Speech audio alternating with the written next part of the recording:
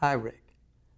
I'm the betrayer in our marriage, and as part of our recovery process, I am attempting to reflect upon my entire life and what may have started me on this negative journey. I've always known that I have never felt content from the time I started dating in my teens, and though I had very deep and meaningful relationships with everyone I dated, I still seemed to lose interest eventually and move along to someone else. I have always been susceptible to the general attention of others, but feel incredibly sad that I am in need of such affirmation to feel good about myself. Some people go from person to person desiring sex. This is not me. I desire the emotional highs and to draw in the interest of others, to make them fall in love with and desire me, even if I am not particularly interested in them beyond friendship. I'm wondering now whether I'm actually addicted to limerence. I am diving deep into my childhood to better understand, but do you have thoughts or special tools to navigate this journey? Certainly people can become addicted to that feeling, that dopamine that comes from falling in love. But even more than that, it sounds like what is important to you is the fact that people are noticing you.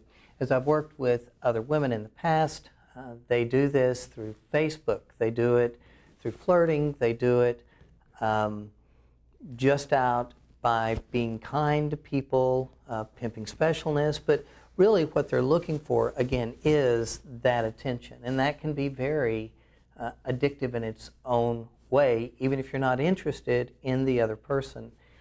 Many times this does stem from childhood issues. Can have to do with parents. It can have to do with boyfriends, initial experiences, wounds, sometimes traumatic injuries that have occurred.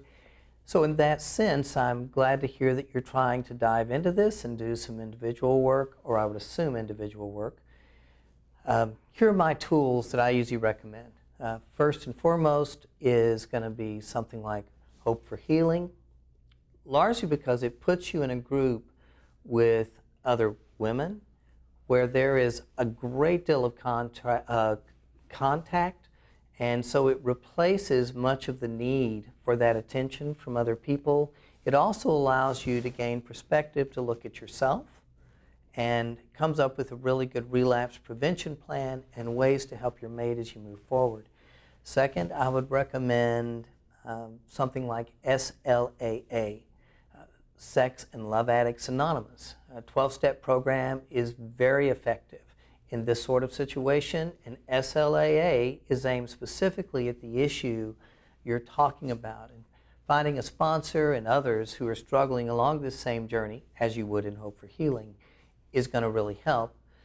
Next, beyond SLAA, I might suggest Celebrate Recovery, another 12-step program. Because 12-step programs get you back to where you're really looking at you, and it changes the paradigm that you're operating from. Instead of trying to control a behavior, you're now into being more concerned about how you're impacting others rather than how others are impacting you. And it gives you a way to look at yourself that's very safe and takes away the shame. I would also recommend, if you're not doing this at this point, doing some sort of individual work to also help as you move through this. If in your background you've got any sexual abuse, anything along those lines, then in your individual work, I'd also suggest you look at that, because sometimes that's at the core of some of this. So I think if you'll use those tools that I just mentioned, it can really help you shift the behavior. And obviously, that's one that you want to begin to get under control, because you certainly don't want to hurt your mate or your family again.